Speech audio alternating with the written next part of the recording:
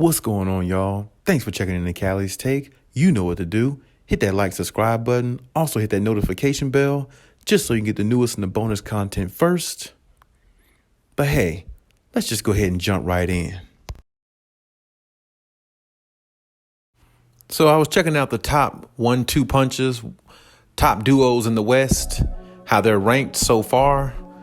You can look at it on a couple of websites. Clipperholics.com is one as well. But what they're telling you is basically a lie. I mean, first of all, I believe number 4, they had Karl-Anthony Towns and Anthony Edwards. Now, future-wise, yes, of course. Then they had CP3 and Devin Booker. And then they had Kawhi Leonard and PG as the top 2 duos in the West. And number 1, they had LeBron and AD. I just want to tell you right now, that's a lie. Don't believe the website. And I know this is going to come out on ESPN. I know it's going to come out on ESPN soon. So don't act like it's not. And you're going to see this posted. And it's basically a lie. Because the top duo in the West is going to have to be Kawhi and PG. They should be number 1. And first of all, probably before that, why is Karl-Anthony Towns and Anthony Edwards on there and the Splash Brothers aren't on there? I'm not a Warriors fan by any means, but still, you got to give credit where credit is due. They're a better duo than Karl-Anthony Towns and Anthony Edwards. Karl-Anthony Towns has games where he doesn't show up, even though he's probably one of the most talented, big men in the league. I'll give you that. And so is Anthony Edwards. That's a bad boy right there. He's definitely going to be, the superstar, I believe, the way he is. But at the same time, you got to put the Splash Brothers in there at some point. But my thing is, how is LeBron and AD ranked number 1 as best duos? How is that? I mean, you have to go by the resume, like, what have you done for me lately? I know a lot of people say that. Now, of course, Kawhi Leonard was out with injury. We really can't, go by that going forward. But I mean, technically, of course, LeBron and AD should be in that category. But I mean, hell, a lot of people would say Klay and Steph should be number 1. I mean, if it's all about going by what have you done for me lately, well, Klay and Steph probably should be number 1 if you consider us talking about it right now. But here's the facts. Next year, if they want to project that going into next year, that's going to be tough to do because, like I said, Klay is going to have more reps up under him as well. And, Kawhi Leonard is going to be back also. And you got to look at it like this. You got to throw, you can throw LeBron and AD in there, but at the same time, they should be ranked like number 4 between duos. And then, I mean, hell, they might not even be in the conversation if you think about Jamal Murray and Jokic. But I mean, that's another story for another day. But clear facts, Kawhi and PG is going to be number 1. They are the best duo in the West because if you look at the way they play, they don't really... They basically are both of them are power forwards, but both of them play both ends of the floor better than every other duo you talk about. When I think of Jamal Murray and Jokic, they don't play both ends of the floor like Kawhi and PG, nor does LeBron and AD, nor does the Splash Brothers, and definitely not Anthony Edwards and Karl-Anthony Towns.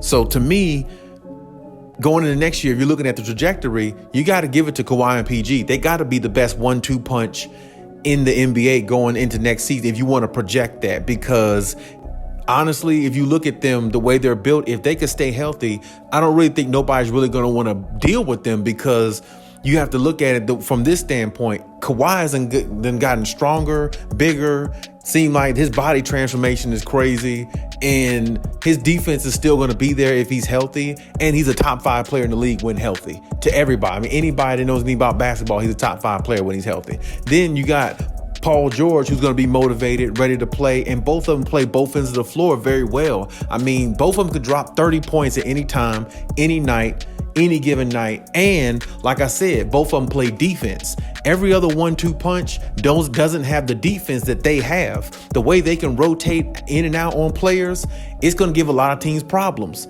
And especially when Kawhi Leonard really wants to lock somebody down, like in the playoffs, when he really wants to play more defense and, play a little bit better on the defensive end, he can do that. He's the only superstar that can actually do that. He's the best two-way player in the league, no doubt about it. So to me, Kawhi and PG has got to be the best duo. You can throw, like I said, Jokic and Jamal Murray in there, but you got to put the Splash Brothers in there. I don't really agree with Karl Anthony Towns and Anthony Edwards.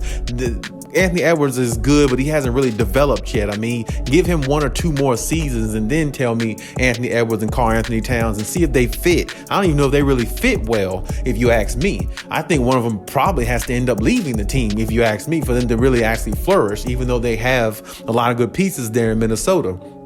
But to me, if you're going by next year projecting it, it's definitely going to be Kawhi and PG, though, because like I said, they got experience with each other. Now, so does LeBron and AD, but AD can't be accounted for. AD gets hurt every single week.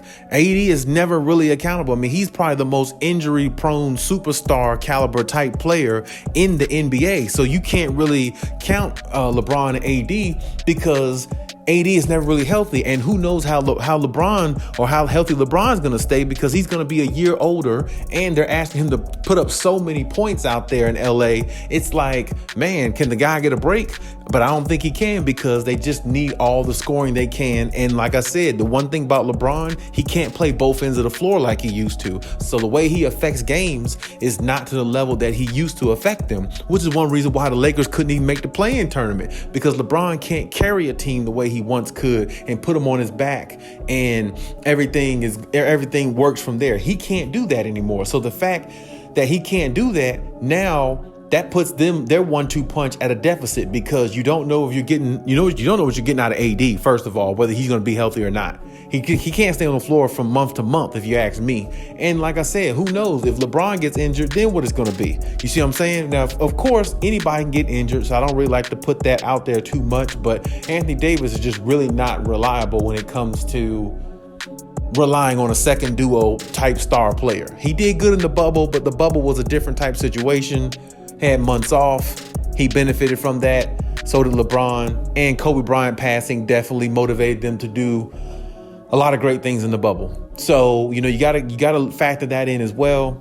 And ever since then, Anthony Davis hasn't been healthy at all. So, I mean, if Kawhi and PG is healthy, I'm taking them over any other 1-2 punch in the West. Matter of fact, I'm taking them over any over 1-2 punch in the NBA, because, like I said, I got defense, I got offense, and arguably, I got the best player in the league in Kawhi Leonard, you know what I'm saying, when healthy, you know what I'm saying? So, and like I said, I know Kawhi's going to be even more motivated, and going into next season, like I said, the Clippers overall going to be the scariest team with all the depth and everything they have.